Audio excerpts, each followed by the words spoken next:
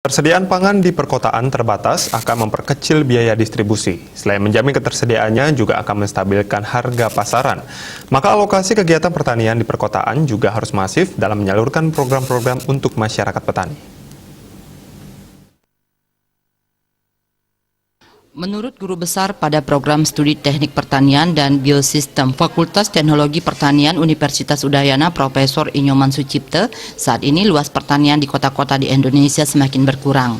Kondisi ini mengakibatkan kegiatan pertanian juga berkurang yang berdampak pada ketersediaan bahan pangan masyarakat. Perubahan gaya hidup masyarakat yang kerap disebut kehidupan normal baru membuat peluang bagi petani di perkotaan sebagai produsen pangan untuk menghadirkan pangan segar asal tumbuhan yang aman secara kuantitatif maupun kualitatif. Di perkotaan dalam mengembangkan komoditas pertanian masih sekedar hobi. Kehidupan perkotaan seringkali dianggap sebagai penyebab menurunnya kualitas lingkungan, namun sebenarnya kawasan perkotaan sendiri dapat menjadi solusi bagi beragam permasalahan lingkungan yang ada. Hal ini dimungkinkan karena dibandingkan dengan kawasan pedesaan, kawasan perkotaan memiliki lebih banyak modal keuangan, manusia dan sosial, serta kesemuanya terkonsentrasi.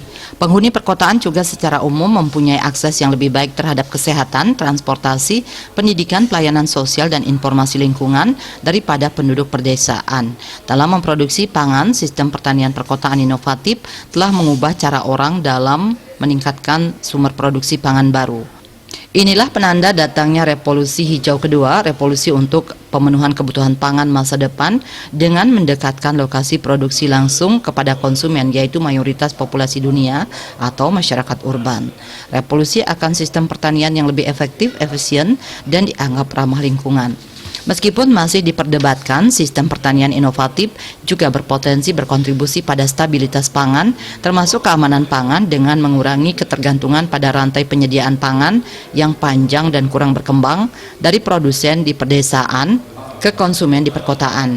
Dengan demikian, sistem pertanian perkotaan inovatif telah meretas jalan menuju revolusi hijau kedua, mengemban misi suci terutama Sustainable Development Goals nomor 2, melenyapkan kelaparan dari muka bumi. Mengembangkan pertanian di perkotaan ini diarahkan kepada kegiatan profesional dengan berbagai arahan seperti fasilitator, penyuluhan hingga bantuan anggaran untuk memulai usaha. Bali Pos melaporkan.